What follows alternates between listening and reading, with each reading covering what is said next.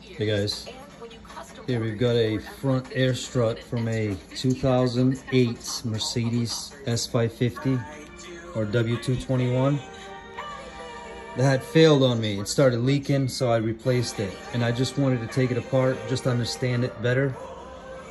And it's actually pretty simple.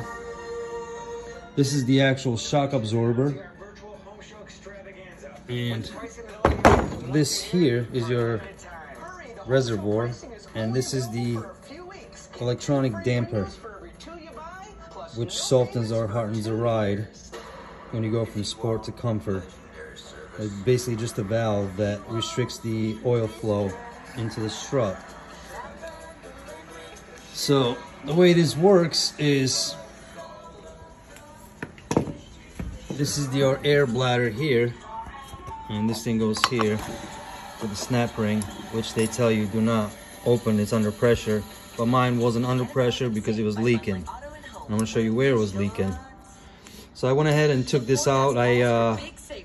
What I did was I put a wrench in here with a socket, pushed it down just enough to take the snap ring out. This wiggled right out, no problem. It's got the seal there, as you can see.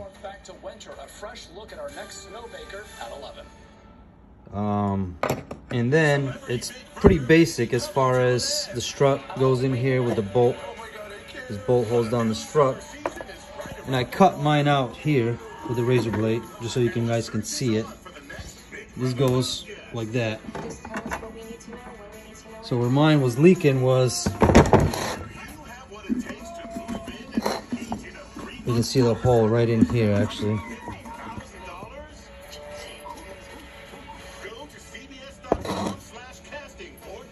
Right there.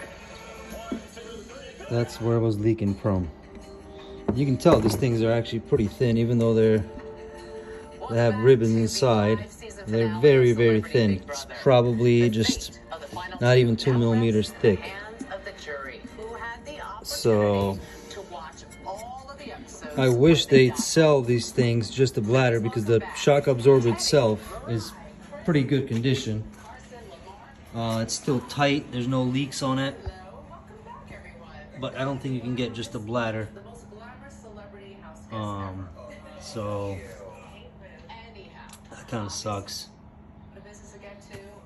because I would just simply replace the bladder and have this go probably another 80,000 miles if I could. But yeah, it's a pretty basic system, you know, very, very thin. Very thin. I would love to, and thank you. First of all, I loved meeting and working with everybody here. You're all lifelong friends. That's that. You've seen a lot of me, Lammy.